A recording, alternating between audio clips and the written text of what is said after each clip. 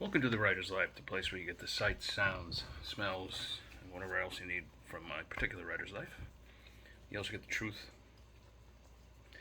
Don't forget to smash that like button, and if you can, subscribe. Hit the bell for notifications. So today we're going to talk about travel. And the only reason I'm talking about this is because a fellow local author has been talking to me about Italy. Apparently, he's writing a book about Italy, and he needs some information on it. In particular, Rome. Never having been there, so I don't know how much I'm going to really help him without him actually going there. But I've given him a few tidbits that should help a little bit, I guess. But perhaps there's reasons he can't just hop on a flight and go. He's got a serious local media job, and he can't just take the time off like I can. But it does bring up the importance of going to the places that you write about. That's like a big thing for me. Like, I don't think you can Google your way out of this stuff. Like when I start these videos, I always say the sights, sounds, smells, tastes, all that stuff. And there's just nothing more true than going to a place like, say, for instance, Morocco, right? And,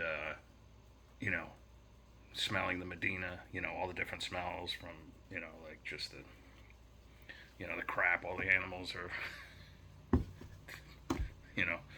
doing in the streets, to the smell of, the gamey smell of, meaty smell of cooking camel meat, and the taste of camel meat, which is very, very good, by the way. To sleeping in the desert, next to the camels, to eating red ants in Vietnam, or eating tarantula, to hiking Machu Picchu, at least part of it. All these things, all these things, getting stranded in the bush in West Africa, right? Like, all these things are just experiences that you wouldn't be able to transform into fiction, into believable fiction, without having experienced them yourself. You can Google it all you want, and to a degree, all us writers do that. Like, we have to look up information, and it used to be you went to the library. And in fact, I'm old enough, and I've been doing this long enough, where I actually wrote my very first novel when I started it in writing school, and I would go to the library and write it so that I could do the research right there, because I wrote it, like pre-internet. I started it. I wrote the final draft. I think when I wrote the final draft, it was 1997, and the internet had just arrived, and it was dial-up, and I'd finally get like something I wanted because it was so slow. And then, like, my son would pick up the phone, or because he was a toddler, like, pick up the phone, and like, boom, like, my information would disappear. Boy, have we come a long way since then.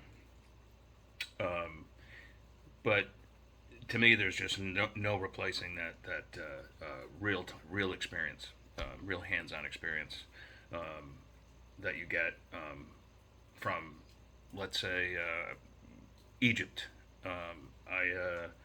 I went at the very tail end of the revolution, so there was nobody there. There were no tourists, of course, and the place was still burning. It was the smoke of smell, the burning buildings, the smell, the smoldering smell. People were still afraid. There's graffiti all over the place. There's gunshots. I was able to go into the third of the three main pyramids in Giza.